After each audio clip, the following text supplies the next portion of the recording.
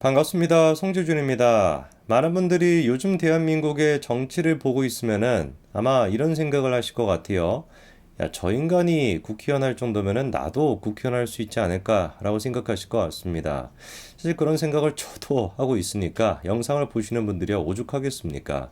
뭐 우리가 정치에 뭐 최소한의 그냥 관심 정도밖에 없는 사람들이고 뭐 끽해봐야 일반 사람들에 비해서 정치에 조금 더 관심이 많은 수준인데 그런 사람인 저희가 보더라도 야, 저런 것들이 어떻게 국회의원이 됐을까? 어떻게 진짜 저 정도의 수준을 가지고 국회의원 한다고 배지 달고 설치고 댕길까라는 거 보면은 기가 차지 않습니까?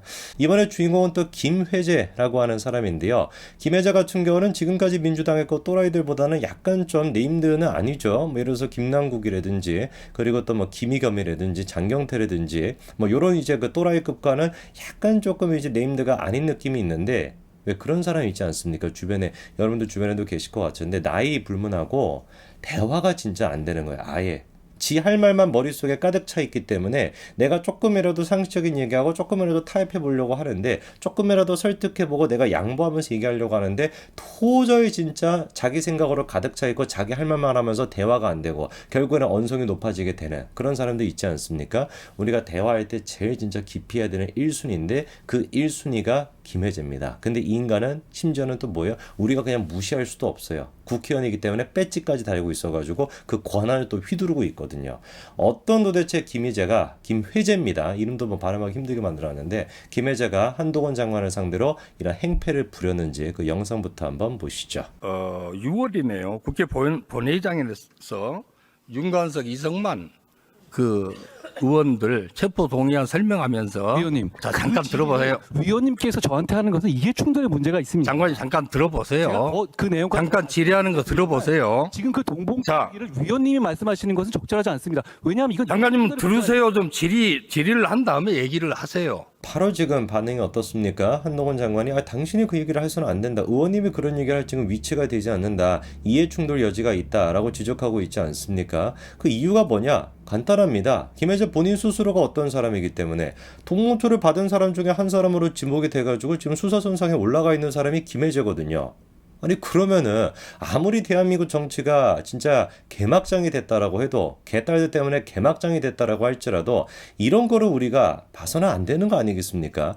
자기가 범죄 혐의가 있는 사람이 국회에 나와가지고 법무부 장관을 상대로 해가지고 자기 범죄 혐의에 대해 가지고 질문을 하는 거 이걸 도대체 우리가 어떻게 생각을 이건 이해 충돌을 넘어가지고 그냥 비상식적인 거잖아요. 100번 양보를 해가지고 뭐 이게 무슨 100번 양보할 것도 없네. 아니 심지어 지금 이게 예결위에 나와가지고 하는 얘기인데 예산과 관련된 질의를 하는 것도 아니거니와 자기가 범죄 혐의가 있는 사람이 자기 범죄에 대해 가지고 한동훈 장관한테 질문나 이게 뭐 어떻게 상식적으로 말이 되겠습니까? 왜 윤관석 의원 기소할 때 그 범죄 사실에 돈 받은 사람들 이름이 없습니까? 그 오랜 기간 동안 돈을 받았다고 하는 의원들 조사를 해서 윤관석 의원 기소할 때 당연히 그 안에 집어넣어야 되는데 왜 공소사실을 포함 못했죠? 증거가 없는 거 아닙니까? 아닙니다. 그 수사는 지금 진행되고 있는 것으로 알고 있습니다. 하나부터 열까지 다 말이 되지 않습니다. 전 도대체 김혜재라고 하는 인간이 어떻게 국회의원이 되는지도 너무 의아하고 그리고 민주당 지지자들 개딸들은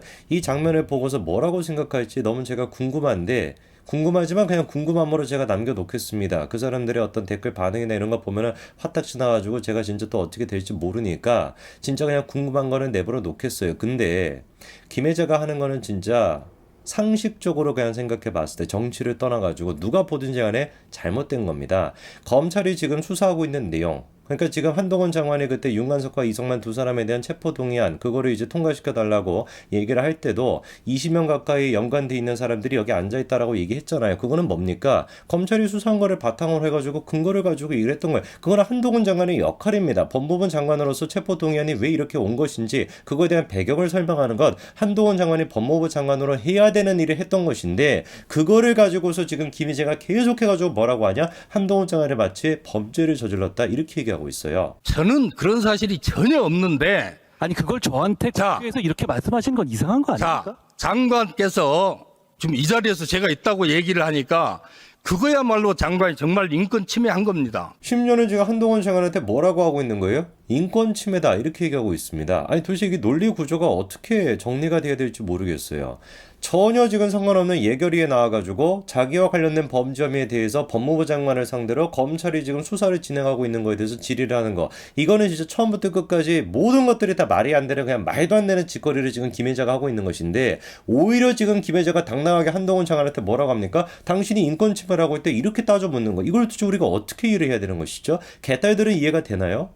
저런 비슷한 수준이고 어떤 인식, 우리가 일반 상식으로는 이해가 안 되는 새로운 어떤 서사 구조로 뇌가 돌아가기 때문에 저게 이해가 되나요? 우리는 도저히 이해가 되지 않는데 어떤 측면에 도대체 인권 침해라는 겁니까? 아니 인권 침해를 떠나가지고 왜 도대체 그 얘기를 저기서 하고 앉아있냐고. 이 정도는 하시는 게 좋을 것 같은 것이, 어떻게 본인 사건에서 법무장관에게 결산 국회에서 이렇게 구체적인 내용을 질문하면 증거가 있냐고 질문하십니까?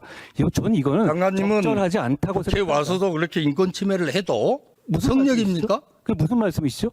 위원님이 저한테 질문하셨잖아요. 아니 제가 없는 사람한테 제가 있다고 얘기를 해놓고 그거를 질문을 하면 왜 하냐 이렇게 얘기를 하면 되는 겁니까? 참 정말로 할 말이 없습니다. 어떻게 저렇게 뻔뻔하다라는 말로는 좀 설명이 안 되는 것 같고, 어떻게 저 정도 수준밖에 안 되는 사람이 저렇게 배지를 달고 국민의 대표라고 하면서 국무위원한테 질의를 하고 있다는 것 자체가, 저런 사람이 국민을 대표하고 있다라는 거가 지금 대한민국의 비극인 거 아니겠습니까? 그리고 실제로 김희재가 그런 국민들을 대표하고 있다라는 사실이 비극인 거죠.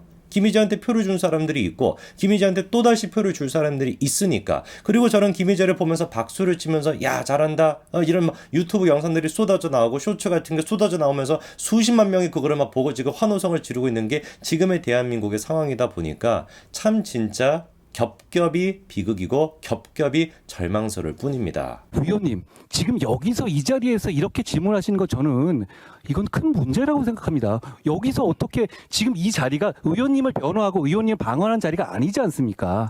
한동훈 장관님, 예? 한동훈 장관님이 명백히 범죄에 가까운 일을 했기 때문에 그거를 얘기를 하는 겁니다. 위원님, 국민들이 다 보셨을 거라고 생각합니다. 위원님, 자기 사건 가지고 이렇게 말씀하시는 건 아무리 생각해도 아닌 것 같아요. 그렇지 않습니까? 이런 경우 보셨습니까?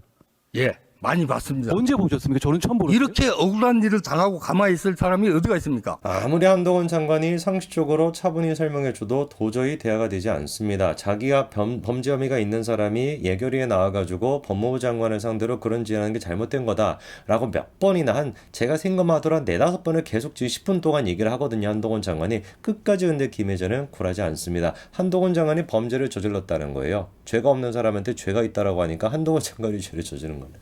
검찰이 지금 수사를 하고 있고 검찰 수사의 내용에 대해서 얘기한 건데, 그거를 가지고 인권 침해를 운운하는 거 넘어가지고 한동훈 장관이 범죄를 저지르고 있다, 저 정도 얘기까지도 마구잡이로 그냥 뚫린 입이라고 해대고 있습니다. 언제까지 우리가 대한민국 정치가 이렇게 무너지도록 지켜보고 있어야 되겠습니까?